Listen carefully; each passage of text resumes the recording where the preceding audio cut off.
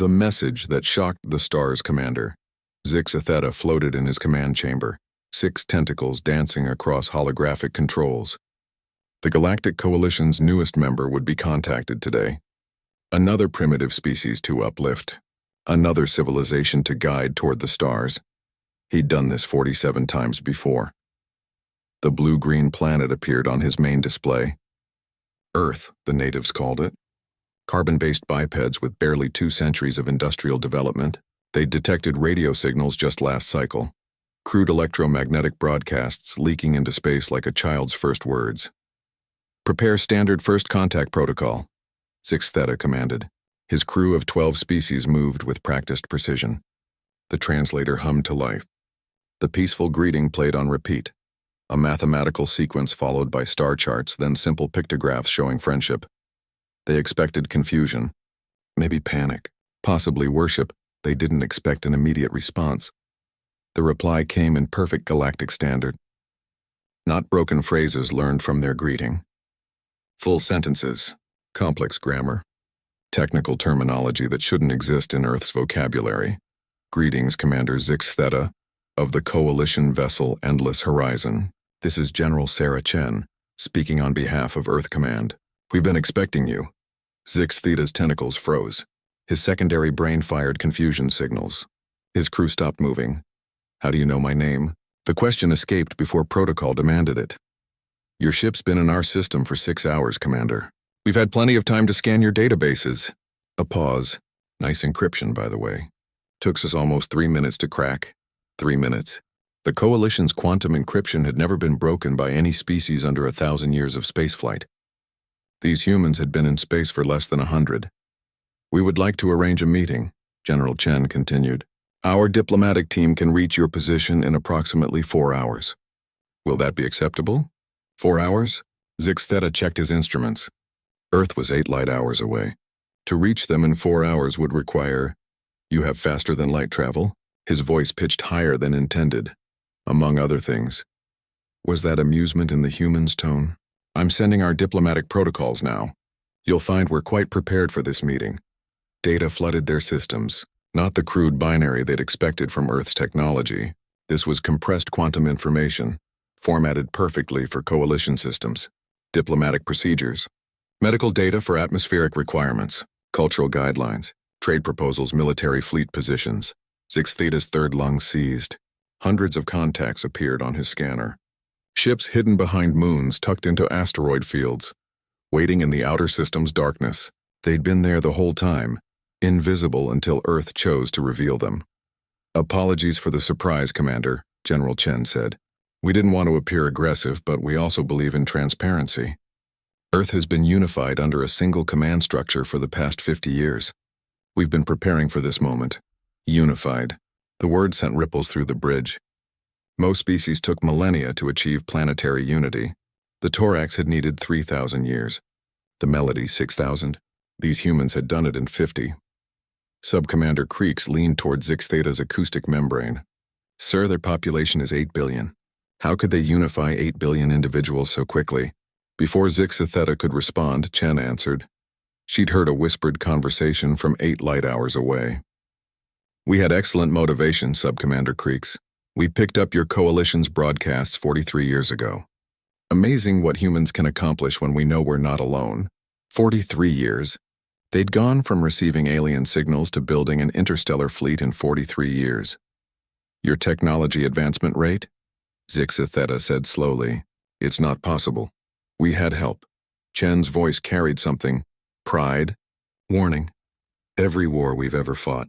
Every conflict. Every competition. They were all practice. Did you know humans have cataloged over 15,000 wars in our recorded history? Each one taught us something. And when we learned we weren't alone, we finally had a reason to use those lessons together. The data package finished downloading. Zixatheta opened the military assessment and his chromophores went pale. Earth's fleet wasn't large by coalition standards, maybe 300 ships. But the designs were wrong. Everything about them was wrong. Weapons platforms that could have only one purpose. Armor configurations that assumed combat from the first moment. Engine signatures that prioritized speed and maneuverability over efficiency. These weren't exploration vessels with defensive capabilities. These were warships, pure warships. We're not a violent species, Commander, Chen said, as if reading his thoughts across the void. But we're not naive either. We studied your coalition's history. 20,000 years of peaceful expansion. It's admirable, really, but we noticed something interesting in your records. What did you notice? Zixa Theta asked, though he feared the answer. You've never met anyone like us. The delegation 4 hours and 7 minutes later, Zixa Theta watched the human diplomatic ship approach. His crew stood at their stations, silent.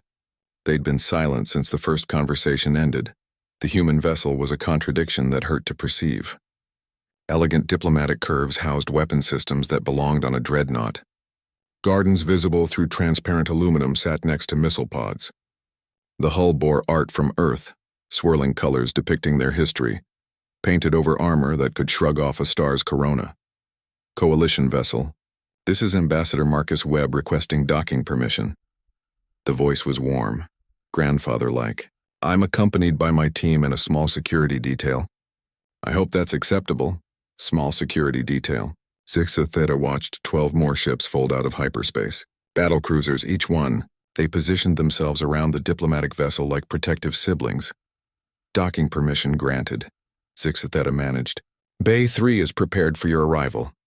The ambassador's ship slid into the bay with impossible precision. No computer assistance. Zixa Theta could tell from the minor adjustments, the human touch on the controls. They were flying manually, showing off. The airlock cycled. Zix Theta had ordered his best honor guard, 7 species all in ceremonial armor. They looked impressive, until the human doors opened. Ambassador Webb emerged first. An elderly human male moving with careful dignity. His suit was simple fabric, no armor, no weapons visible. He smiled, and it reached his eyes, a genuine expression that somehow made him more unsettling than any weapon would have. Behind him came his small security detail. 20 humans in powered armor that made the coalition. Honor Guard looked like children's toys. They moved in perfect synchronization. No verbal communication, no visible signals. A hive mind? No, Zix Theta's scanners showed individual thought patterns. They were just that well trained. Commander Zix Theta, Webb said, extending his hand in what the cultural package identified as a greeting. It's an honor to finally meet you. We've heard so much about your people. Zixa Theta extended a tentacle carefully. The human's grip was precisely calibrated, firm enough to show strength, gentle enough to avoid harm. These creatures had studied every aspect of coalition biology. Ambassador Webb. Welcome aboard the Endless Horizon. Beautiful ship. Webb's eyes tracked across the bay, and Zixa Theta realized he wasn't just being polite. The human was counting exits, memorizing layout, calculating response times. We have much to discuss. Shall we? The conference room had been arranged for multiple species, different atmospheres, gravities, and temperatures in isolated zones. Webb walked to the human-compatible section, then stopped. Actually, he said, pulling something from his pocket, would you mind if I joined you in your section, Commander? He held up a small device. Zix Theta's scanner identified it immediately. An atmospheric adapter, but impossibly miniaturized. The Coalition's best version was the size of a cargo container. This fit in a human's palm, that's how. Creeks couldn't help herself. Webb smiled again. That unsettling, genuine smile. We're good at making things smaller. Had to be, only one planet, limited resources. We learned to be efficient. He activated the device, and a bubble of modified atmosphere formed around him. He walked into Zixa Theta's methane-rich environment without hesitation. The honor guard shifted nervously. No ambassador had ever done this, entered the other species zone. It was a statement. We can survive anywhere. Now then, Webb settled into what would be an uncomfortable position for any human, except he showed no discomfort at all. Let's discuss humanity's entry into the Coalition. You wish to join? Zix Theta couldn't hide his surprise, of course. Your coalition has maintained peace for 20,000 years. That's remarkable.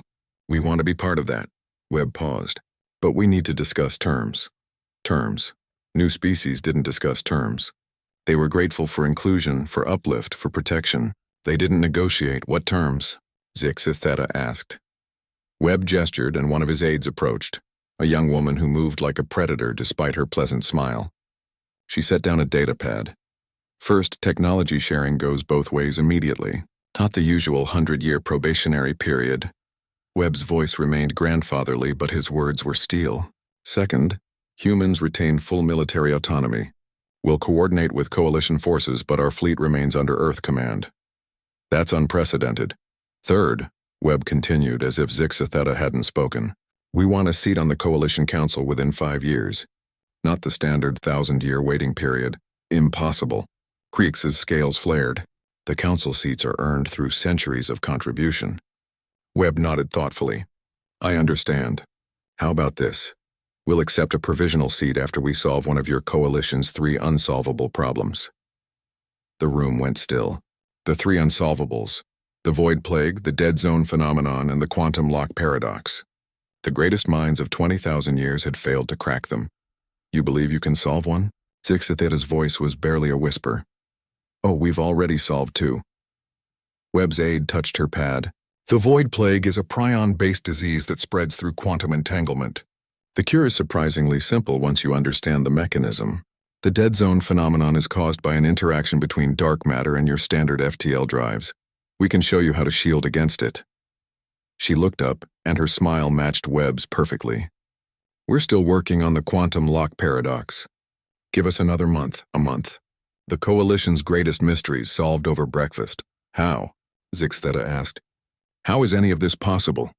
Webb leaned forward, and for the first time his smile faded. Commander, you need to understand something about humans.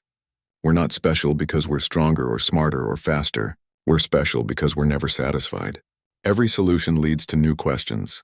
Every victory teaches us to fight better. Every peace prepares us for the next war. He stood, somehow making the alien atmosphere look natural around him. We studied your coalition's history, all 20,000 years of it. Do you know what we found? Zixa Theta waited. Stagnation. The word hung in the air like a weapon. You've had the same technology for 3,000 years. The same political structure for 5,000. The same solutions to the same problems. You've stopped growing because you've never been challenged. Webb's smile returned, but now it showed teeth. Humanity can help with that. The truth about Earth 3 days passed before the real negotiations began. 3 days of human demonstrations that left the coalition delegates speechless. Medical technology that reversed aging in lower species. Agricultural techniques that could feed a world on a space station. Energy systems that pulled power from quantum foam itself. But it was the military display that truly shook them. Zixa Theta watched the human ship Resilience perform maneuvers that should have torn it apart. It folded space not in the smooth way coalition ships did, but violently, aggressively, turning physics into a weapon. It demonstrated weapons that didn't just destroy. They deleted things from existence, leaving holes in reality that took hours to heal. Where did you learn this? Coalition Admiral Thoss asked. His forearms trembled as he watched a human fighter craft dodge through an asteroid field at speeds that liquefied the pilot. Except the pilot emerged unharmed. Grinning, General Chen had joined them for the military demonstration. Unlike the ambassador, she wore her uniform, black with silver trim, no medals, no decorations. She didn't need them. Every war taught us something, she said. World War I showed us industrialized killing. World War II taught us total war and nuclear power. The Cold War taught us patience and deterrence. Every smaller conflict added lessons: guerrilla tactics, urban warfare, cyber warfare, psychological operations. She gestured to the display where human ships moved like a school of fish, individual minds acting as one. But the real breakthrough came when we realized we were not alone. Suddenly, all of humanity's warriors had the same enemy, the unknown. Do you know what happens when humans stop fighting each other and start fighting together? What happens? Thoss asked, though his chromophores suggested he didn't want to know. We become unstoppable. Chen said it simply, like stating water was wet. 8 billion minds all focused on the same goal. Scientists sharing everything instead of competing, military forces training together instead of against each other. Every religion, every nation, every culture adding their strength to the whole. A new ship appeared on the display. Massive, angular, wrong in every dimension. This is the Never Again, Chen announced. Our first true warship, built in secret on the dark side of our moon. It took us 30 years to complete. The ship was impossible, too large for its energy signature. too fast for its mass, too heavily armed for any sane species to build. It looked like humanity had taken every nightmare about war and given it form. Why? Zixtheta asked. Why build such a thing? Chen turned to him and her expression was almost pitying. Because we read your history, Commander. 20,000 years of peace. But before that? The records you tried to hide? The scorching of Altair. The genocide of the Hive, the machine uprising. Your coalition was built on the ashes of a galactic war that killed trillions. The coalition delegates went still. Those were the forbidden histories, encrypted beyond encryption, hidden beyond hiding. You're due, Chen continued. Statistically, historically, inevitably, you're due for another war. Something is out there beyond your borders waiting. You've grown soft in your peace. Comfortable. Weak. She gestured to the never again. We haven't. We can't. It's not in our nature. Every human child grows up knowing that monsters might be real. Every human adult knows that peace is just the pause between storms.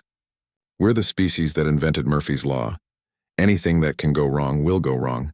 So we prepare for everything. Ambassador Webb rejoined them, moving through the room like he belonged there. What General Chen is trying to say in her military fashion is that humanity offers the coalition something it desperately needs, paranoia. That's not a virtue, Admiral Thoss protested, isn't it? Webb pulled up a star chart. Tell me, Admiral, why haven't you explored beyond the Veil Nebula? It's unnecessary. We have sufficient space. Or is it because the 3 probe missions you sent never returned? Webb's fingers danced across the display. Why haven't you investigated the signals from the dead galaxy? There are no signals. There have been for 50 years. Your equipment just isn't designed to detect them because you're not looking for threats. Webb smiled that unsettling smile. We've been listening, and we've heard things that concern us.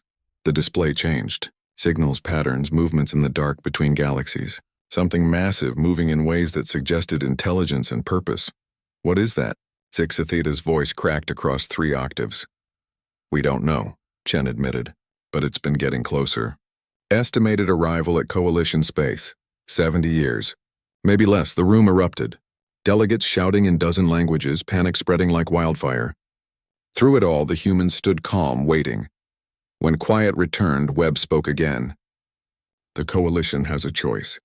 Accept humanity as full members with all our paranoia and preparation, our weapons and our warriors. Let us help you remember how to fight, how to survive, how to win. Or, Thoss asked, or face whatever's coming with 20,000 years of peaceful philosophy and hope it's enough. The vote was unanimous.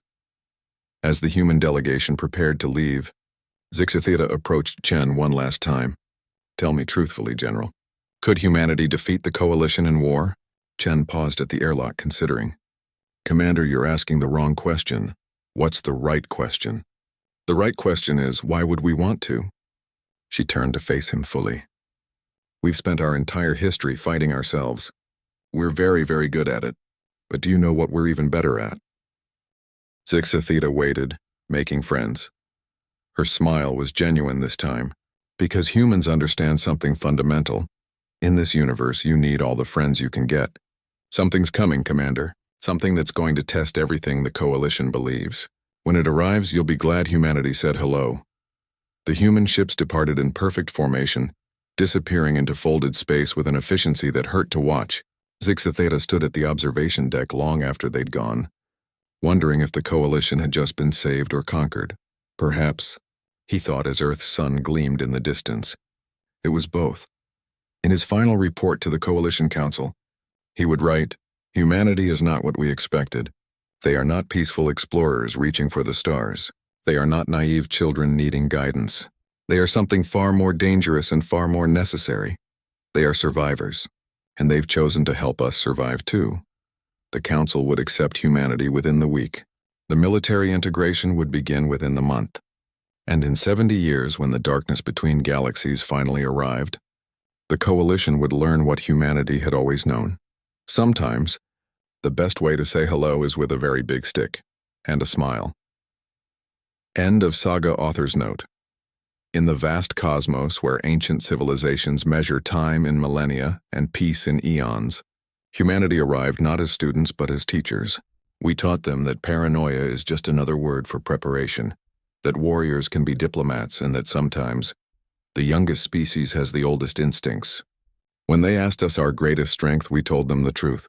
We never forgot how to fear the dark because we never forgot. We never stopped preparing for what might lurk within it, and that, perhaps, is the most human thing of all.